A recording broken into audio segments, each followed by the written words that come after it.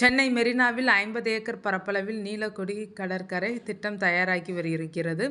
சாய்வு நாற்காலிகள், மூங்கில் குடில்கள், கண்காணிப்பு கோபுரங்கள் அமைக்கப்பட்டு இந்த மாதம் 3வது வாரம் திறக்கப்படுகிறது. உலகின் மிக நீளமான கடற்கரையில் 2வது இடமும், இந்தியாவில் முதலிடமும் பிடித்திருப்பது சென்னை மெரினா கடற்கரை. இத்தகைய சிறப்பு வாய்ந்த மெரினா கடற்கரைக்கு கூடுதல் அங்கீகாரமாக நீலக்கொடி சான்றிதழ் கிடைக்க உள்ளது. மெரினா கடற்கரை பேருந்துகள், டாக்சிகள், கார் போன்ற வாகனங்கள் மூலம் எளிதில் செல்லும் வகையில் நகர்ப்பகுதியில் உள்ளது. சூரிய உதயம் மற்றும் சூரியன் மறையும் போது கடற்கரையுடன் நடைபயிற்சி செல்லும் எல்லோரும் ஒரு இனிமையான அனுபவத்தை உணர்கின்றனர். மாலையில் கடற்கரையில் கலைப்பொருட்கள், கைவினை, நகை மற்றும் உணவுப் பொருட்கள் விற்பனை களை கட்டும். குழந்தைகள் விளையாட சிறந்த இடமாகும்.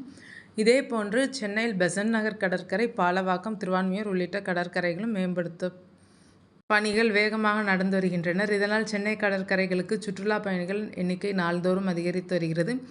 இவ்வாறு சென்னையின் மிக சிறந்த சுற்றுலா தலங்களில் ஒன்றாக மெரினா கடற்கரை விளங்குவதால் திருத்திய நிதிநிலை அறிக்கை 2021-2022 ஆண்டு வெளியிடப்பட்ட அறிவிப்பின்படி கடற்கரைகளின் தரம், பாதுகாப்பு, தகவல் மற்றும் பாதுகாப்பு சேவையை உயர்த்த, மாசுபாட்டை குறைக்க அடுத்த 5 ஆண்டுகளில் 10 கடற்கரைகளுக்கு சர்வதேச நீலக்கொடி தரச் சான்றிதழ் பெறுவதற்கான நடவடிக்கைகள் மேற்கொள்ளப்படும் என தமிழ்நாடு அரசு தெரிவித்துள்ளது. அதன்படி அதற்கான நடவடிக்கைகளை தமிழ்நாடு அரசு எடுத்து வருகிறது. தற்போது இந்த பகுதியில் கட்டுமானங்கள் தொடர்பாக பரிசோதனைகளை சென்னை மாநகராட்சி முடித்துள்ளது. அடுத்த கட்டமாக தண்ணீர் பரிசோதனையை முடித்து வரைபடங்களுடன் தகவல் பலகைகளை அமைத்து வருகிறது.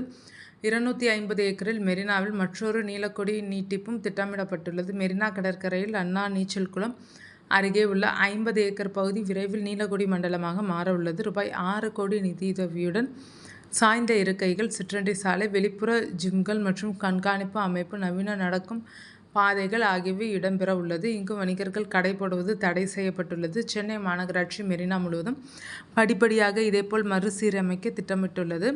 மே மாத இறுதிக்குள் உலகளாவிய சுற்றுச்சூழல் லேபிளான நீலக்கொடி சான்றிதழ் வழங்கப்படும் என்று எதிர்பார்க்கப்படுகிறது.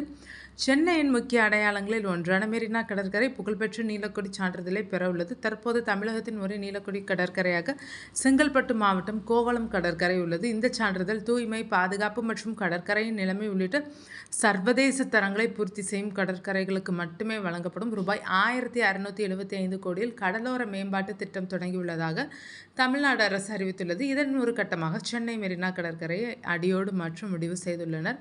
சென்னையில் உள்ள மெரினா கடற்கரை மற்றும் மாநிலம் முழுவதும் உள்ள மற்ற 3 கடற்கரைகள் நீலக்கொடி சான்றளிக்கப்பட்ட கடற்கரைகளாக அறிவிக்கப்படுவதற்கு ஒரு படி நெருங்கிவிட்டனர். தேசிய நிலையான கடற்கரை மேலாண்மை மையம் விரிவான திட்ட அறிக்கைகளை இதற்காக தயாரித்துள்ளது. தமிழ்நாடு கடற்கரை மறுசீரமைப்பு இயக்கத்தின் சார்பில் உலக வங்கி கடனுதவியுடன் ரூபாய் 1675 கோடியில் கடலோர மேம்பாட்டு புதிய திட்டங்களை அறிவித்தது தமிழ்நாடு அரசு. இதன் மூலம் தமிழ்நாடு முழுக்க உள்ள கடலோர பகுதிகள் மேம்படுத்தப்படும். அடுத்த 5 ஆண்டுகளில் தமிழ்நாடு கடலோர பகுதிகளை சீரமைக்கவும் திட்டங்கள் வகுக்கப்பட்டுள்ளன. கோவளம் கடற்கரை நீலக்கொடி சான்றளிப்பு திட்டத்திற்கான தமிழகத்தின் முன்னோடி கடற்கரையாகும். மேலும் இது தமிழக அரசின் ஆதரவுடன் சுற்று வனம் மற்றும் காலநிலை மாற்ற அமைச்சகத்தால் செயல்படுத்தப்பட்டது. இது நீல கடற்கரையாக சான்றளிக்கப்பட்டது.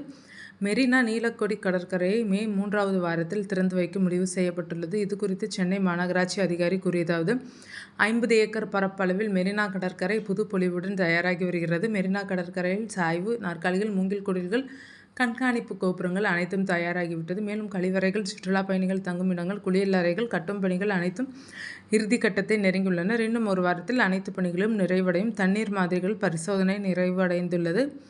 கடற்கரை வரலாறு, இதர விவரங்கள் அடங்கிய தகவல் பலகைகளை சென்னை மாநகராட்சி அமைக்கிறது.